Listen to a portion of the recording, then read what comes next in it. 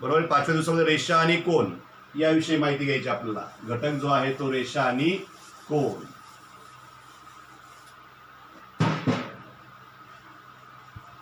रेषा आणि कोन, line and angles, कोनांच्या जोड्या. उपघटक जे आहेत ते रेषाखंड,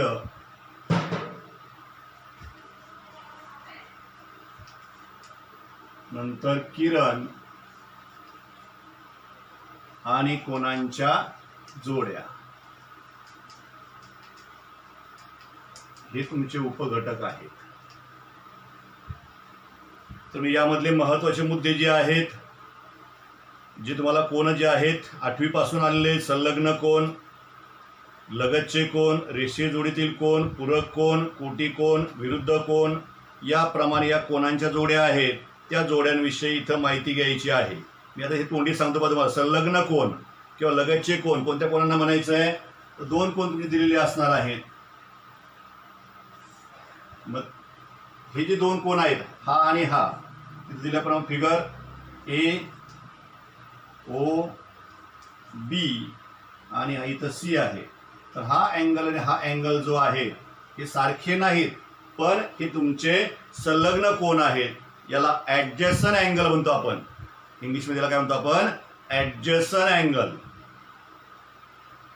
तर जेव्हा 2 कोन हे संलग्न असतात तेव्हा त्या 2 कोनांमध्ये सामायिक शिरोबिंदू असतो. हा जो आहे ए ओ बी आणि बी ओ सी, हे जे आहे हे कोन यांचं सामायिक शिरोबिंदू. म्हणजे सुरुवात जी आहे, ज्या ठिकाणी कोन तयार होतो हा बिंदू ओ आहे. ए ओ बी शिरोबिंदू ओ आहे. बी ओ सी शिरोबिंदू ओ आहे. ए ओ सी शिरोबिंदू ओ आहे. म्हणजे इथे या आपले 3 कोन आहेत, पण ए ओ बी आणि बी ओ सी हे जे 2 कोन आहेत हे तुमचे संलग्न कोन आहेत. म्हणजेच ते तुमचे ॲडजस्टंट अँगल आहेत, हे लक्षात घ्या. तर सामायिक शिरोबिंदू असतो म्हणजे त्या 2 अँगलला सामायिक व्हर्टेक्स असणार आहे. एक बाजू सामायिक असते, one side is common. O B side A O B हा अँगल आणि बी ओ सी. तर ओ बी ही जी साइड आहे, ओ बी रे जो आहे तो दोघांमध्ये असलेला कॉमन रे आहे, हे कॉमन साइड ती आहे. आणि अंतर्भाग विभिन्न असतात. ए ओ बीचा अंतर्भाग वरचा आहे, बी ओ सीचा अंतर्भाग खालचा आहे. पण ए ओ सी जर तुम्ही या दोघांना कोणाला जोडी घेतला तर याच्या भागामध्ये, बरोबर, ए ओ सीच्या भागामध्ये या दोघांचे अंतर्भाग येणार आहेत, इंटेरियर पार्ट येणार आहेत. म्हणून हे 2 कोन जे आहेत यांचे इंटेरियर पार्ट सेपरेट आहेत. दोघांचे इंटेरियर पार्ट जे आहे ते सेपरेट आहे, पण तुमचा एओसी मध्ये या दोघांचे इंटेरियर पार्ट तुमचे इन्क्लूड आहेत. म्हणून तुमचा एओबी आणि बीओसी हे तुमचे ॲडजस्टंट अँगल आहेत, म्हणजे संलग्न कोन आहेत. पण एओसी आणि एओबी किंवा बीओसी हे तुमचे, म्हणजे एओसी बरोबर या 2 पैकी कोणाची जोडी घेतली तर ते ॲडजस्टंट अँगल होणार नाही, because the interior angle not different. दुसरा आहे तुमचा रेषीय जोडीतील कोन. दुसरी जोडी जी आहे ती रेषीय जोडीतील कोन. रेषीय जोडीतील कोन थोडक्यात मी समजून सांगतो, म्हणजे आपल्याला त्याच्यावर स्वाध्याय जो आहे तो घेता येईल. तर रेषीय जोडीतील कोन कोणते असतात तुमचे? हे कोन तुमचे 2 असतील, 3 असतील, 4 असतील, किती असतील? फिगर दाखवलेली पहा तुमची. पहिली फिगर किंवा ही दुसरी फिगर.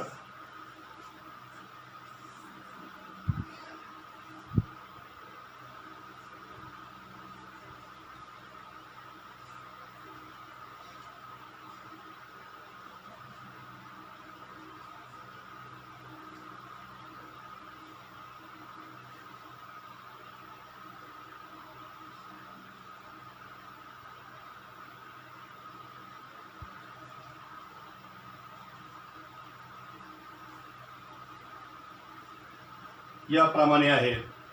तर जेव्हा संलग्न कोनांच्या जोडीमधील, संलग्न कोण संलग्न असले पाहिजे लक्षात घ्या, संलग्न कोनांच्या जोडीमधील दोन्ही कोनांच्या मापांची बेरीज 180 अंश येते.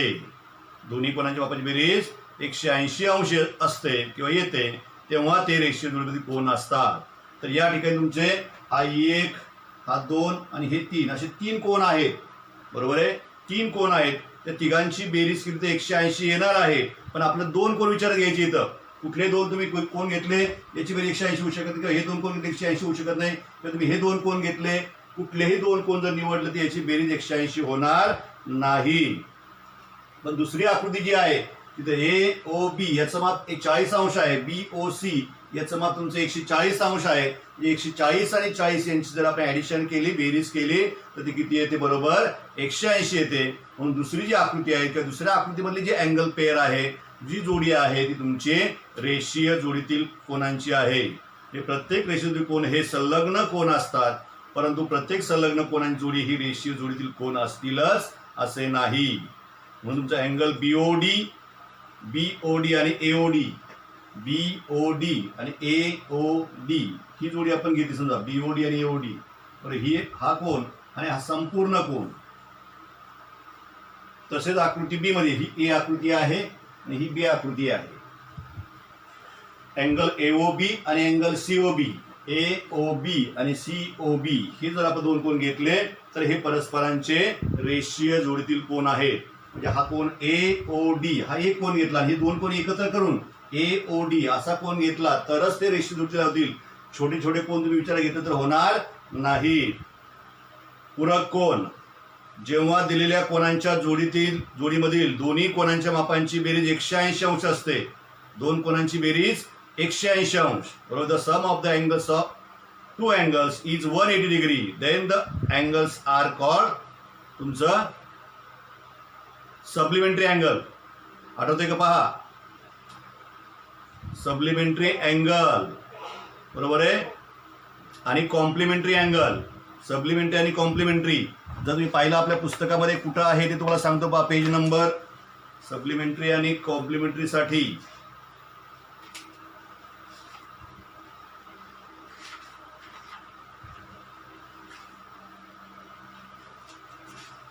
हे थोडं त्यांनी मागं पुढे विचारलेलं आहे ते.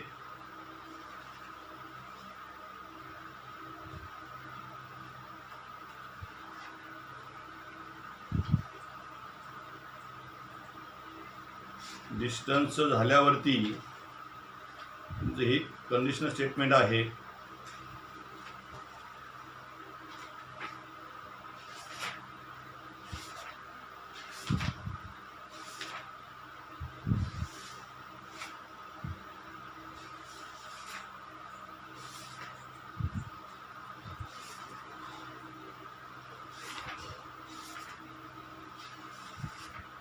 नेमकं कुठं आहे ते तुम्हाला सांगतो पहा, तुमच्यात मला अभ्यास करताना त्याचा उपयोग होईल ते.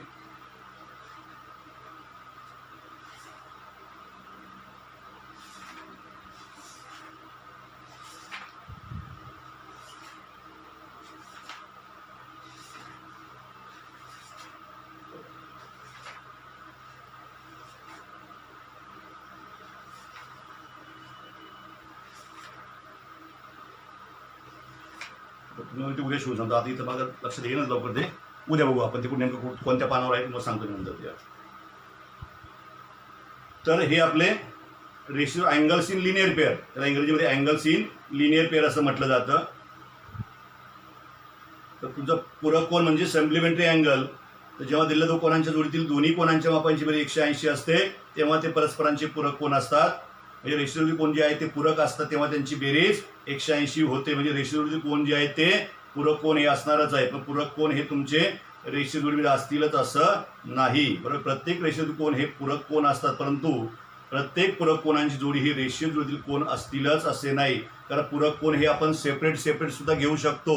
2 वेगवेगळे कोण त्यांची बेरीज 180, पण रेषीय कोणासाठी एक भुजा त्यांना सामायिक पाहिजे आणि एक शिरोबिंदू जो आहे का ते संलग्न कोण असले पाहिजे. एक शिरोबिंदू सामायिक आणि एक बाजू त्यांना सामायिक असली पाहिजे. पुढचे कोटी कोण, त्याला कॉम्प्लिमेंटरी अँगल आपण म्हणतो. कोटी कोण आहे त्यांची बेरीज 90 अंश असली पाहिजे. जेव्हा दिलेल्या कोणांच्या जोडीमधील दोन्ही कोणांच्या मापांची बेरीज 90 असते तेव्हा ते परस्परांचे कोटी कोण असतात, बरोबर. दोघांची बेरीज the sum of angles is 90 degree, then the angles are called complementary angles. दोघांची बेरीज 90 डिग्री आली पाहिजे. ही चौथी जोडी आहे तुमची कोटी कोणांची जोडी. कोटिकोन. याच्या आधी तिसरी पाहिली आपण पूरक कोन. तर कोटिकोनासाठी त्यांची बेरीज 90 डिग्री. हे तुमचे अल्टरनेट अँगल आहेत आणि हा जो आहे हा राईट अँगल आहे. या दोघांची सम तुम्ही केली तर ती तुमची 90 डिग्री येणार आहे. किंवा सेपरेट अँगल तुम्ही काढला, हा तुमचा काढला 40चा आणि हा तुमचा काढलाय 50चा. एक अँगल 40चा म्हणजे 40चा, दुसरा अँगल 50चा काढला. 40 आणि 50 तुम्ही याची ऍडिशन केली तर ती किती येणार आहे? 90 येणार आहे. दोन्ही सेपरेट अँगल आहेत. इथे एकत्र आहेत, इथे सेपरेट आहेत.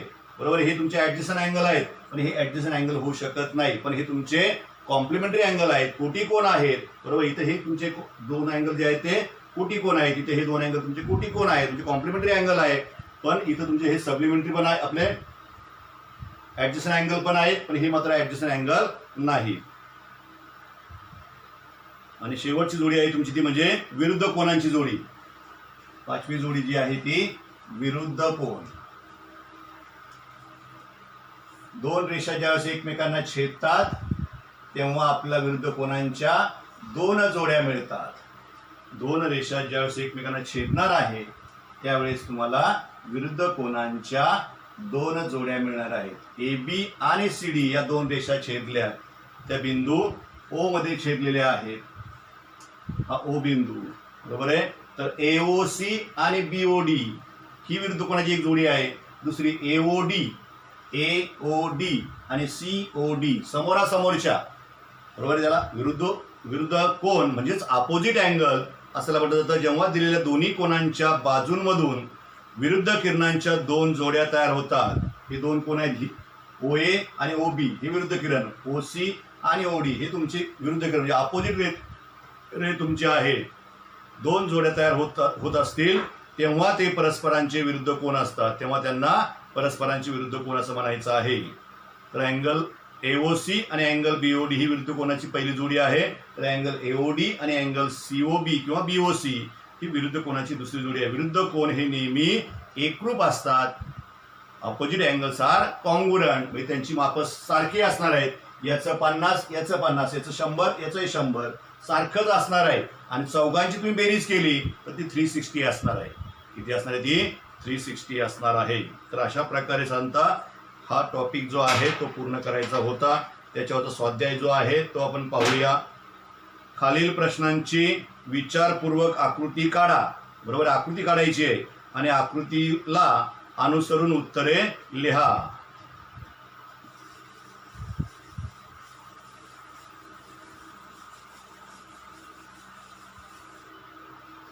पहिला आहे तुमचा दोन लघुकोन. दोन्ही लघुकोन असणार आहे. लघुकोन म्हणजेच 90 पेक्षा माप त्यांचं कमी असणार आहे. परस्परांचे कोटिकोन असू शकतील का? परस्परांचे कोटिकोन असू शकतील का असा प्रश्न विचारलेला आहे. तर असूही शकतात आणि नसूही शकतात.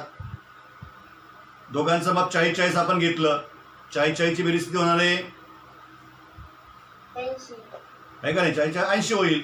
म्हणजे ते तुमचे दोन्ही लघुकोन आहेत. 40-40 लघुकोन आहेत पण त्यांची बेरीज तुमची 90 येत नाही म्हणून ती कोटिकोन असतीलच असं नाही. किंवा आपण एक 40चा घेतला एक 50चा घेतला तर 40 आणि 50 ची बेरीज 90 होणार आहे. बरोबर आहे. म्हणून आकृती काढून दाखवायचं आहे आपल्याला. इथं दोन्ही लघुकोन आपण घेतले. हे एकाचं माप 40, दुसऱ्याचं माप समजा आपण 30 घेऊया मुद्दाहून वेगळा. बरोबर आहे. तर यांची बेरीज जी आहे 40 अधिक 30 बरोबर 70 अंश मिळणार आहे. दुसरा आपण घेऊया.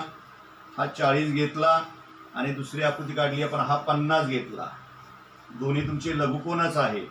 तर 40 अंश अधिक 50 अंश बरोबर तुमचं 90 अंश. म्हणजे दोन्ही लघुकोन जे आहेत ते घेतल्यावरती ते कोटिकोन असतीलच असे नाही, निश्चित आपण सांगू शकत नाही. म्हणून याचं उत्तर काय द्यायचं? दोन लघुकोन परस्परांचे कोटिकोन असतीलच असे नाही. ते असूही शकतात आणि नसतील पण. म्हणून त्याचं उत्तर आहे दोन लघुकोन परस्परांचे कोटिकोन असतीलच असे नाही. दुसरं आहे तुमचं दोन विशाल कोन परस्परांचे पूरक कोन असू शकतील का? दोन विशाल कोन परस्परांचे पूरक कोन असू शकतील काय, असा प्रश्न आहे. बोला. आकृती काढायची थोडक्यामध्ये. आपलं विशाल कोन म्हणजे काय? कोणत्या कोनाला विशाल कोन म्हणायचं? Obtuse angle, obtuse. आणि लघुकोनाला ॲक्यूट अँगल म्हणतात. The measure of angle is more than 90 degree, then the angle is called obtuse angle. म्हणजे त्याचं मेजर जे आहे ते 90 डिग्रीपेक्षा जास्त असणार आहे. पहा, मग 90 डिग्री तुम्ही घेतलं तो तुमचं राईट अँगल होतोय. 90 डिग्री जास्त म्हणजे एक जरी जास्त आपण घेतलं तर आपण 100 घेतलं. पहा, एक मेजर तुमचा 100 घेतला आपण, हा तुमची फिगर याप्रमाणे येणार आहे. पहा, याचं मेजर 100, दुसऱ्याचं मेजर जे आहे ते मी 120 घेतो. तर दोन्ही अँगल तुमचे हे ऑब्ट्यूस अँगल आहे.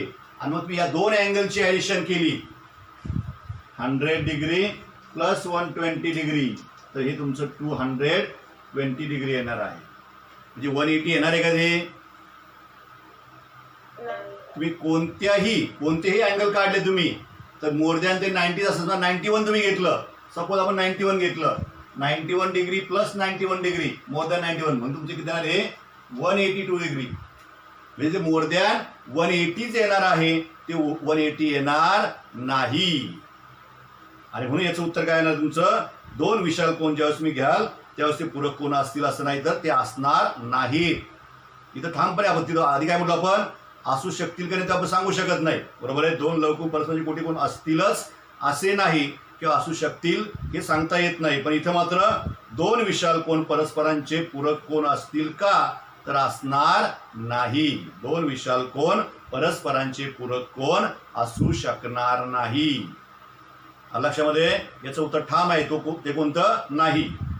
तिसरं आहे दोन लघुकोन परस्परांचे पूरक कोन असू शकतील का, याचं उत्तर तसंच. मग लघुकोन आहे ते लेस दॅन 90, बरोबर आहे. मग तुम्ही 89 घेतलं प्लस 89 घेतलं, हे तुमचं 178 येणार आहे.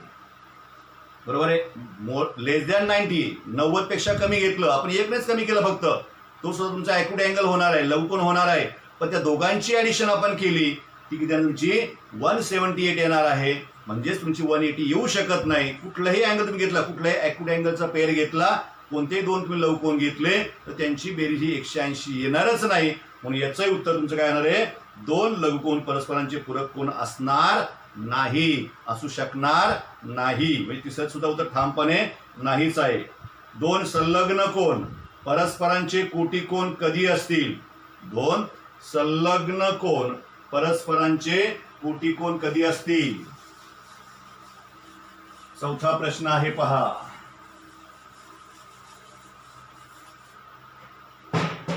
दोन संलग्न कोन परस्परांचे कोटी कोन कधी असतील? दोन संलग्न कोन कोटी कोन कधी असणार आहेत? जेव्हा त्यांची बेरीज 90 असेल. बरोबर आहे. दोन कोणांची बेरीज, हा तुमचं हे पहा याप्रमाणे आपण घेतलं, मग अशा आकृती काढली आपण. पहा याप्रमाणे आपण हा आणि हा हे तुम्ही संलग्न कोन आहेत आणि हा तुमचा काटकोन तयार होते पूर्ण. तर अशा वेळेस तुमची या दोघांची बेरीज जी आहे, बरोबर आहे, ही बेरीज तुम्ही केली तर किती येणार? ती 90 डिग्री असणार आहे. म्हणून दोन संलग्न कोन हे परस्परांचे कोटी कोन कधी असतील? जेव्हा त्यांची बेरीज 90 अंश येईल. बरोबर आहे. जेव्हा या दोन कोणांची बेरीज केली तुम्ही आणि ती 90 आली तर आणि तरच ती तुमची काय असणार आहे? कोटी कोन असणार आहे. फिगर जी आहे, आकृती जी आहे ती याप्रमाणे काढायची आहे. या कंडिशनमध्येच तुमचं कोटी कोन जे आपले संलग्न कोन जे आहेत ते कोटी कोन असणार आहे. आणि पाचवा आहे तुमचं दोन विशाल कोन परस्परांचे रेषीय विरोधी कोन असू शकतील का?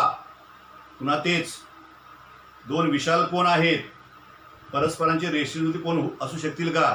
त्यांची बेरीज आपण केली विशाल कोनांची, ती 180 येईल का? हा एक तुमचा विशाल कोन आहे, हा दुसरा तुमचा विशाल कोन आहे. बरोबर आहे. याप्रमाणे हे दोन्ही विशाल कोन घेतले आपण. हा तुमचा 100चा आहे, हा तुमचा 110चा आहे. हे दोन्ही विशाल कोन आहेत. तर यांची बेरीज तुमची केली आपण तर ती तुमची 210 होणार आहे. मी त्यांची बेरीज 180 येणारच नाही. शिवाय ते दोन्ही कोण जे आहेत, एक लघुकोन असतो आणि एक विशाल कोन असतो. लक्षात घ्या रेषेजुळीसाठी त्यांना सामायिक शिरोबिंदू असतो. त्यांना एक भुजा जी आहे ती सामायिक असते. इथे दोन्ही कोण पूर्णपणे वेगळे असणार विशाल कोन म्हटल्यावर. पण ज्यावेळेस मी अशी आकृती काढणार आहात रेषेजोडीची, त्यावेळेस हा तुमचा लघुकोन असणार आहे, हा विशाल कोन असणार आहे. हा तुमचा विशाल कोन आहे आणि हा तुमचा लघुकोन आहे. म्हणजे एक विशाल आणि एक लघुकोन यांची बेरीज केल्यावर तुम्हाला 180 मिळू शकतं. पण दोन्ही ज्यावेळेस विशाल कोन तुम्ही घ्याल, या आकृतीत तुम्हाला दोन्ही विशाल कोन काढता येऊ शकत नाही. दोन्ही ज्यावेळेस विशाल कोन घेतले जातील त्यावेळेस ती रेषेजुळी तयार होऊ शकत नाही. म्हणून दोन विशाल कोन परस्परांचे रेषेजुळी कोन असू शकतील का? त्याचे उत्तर नाही असंच आहे. ओके.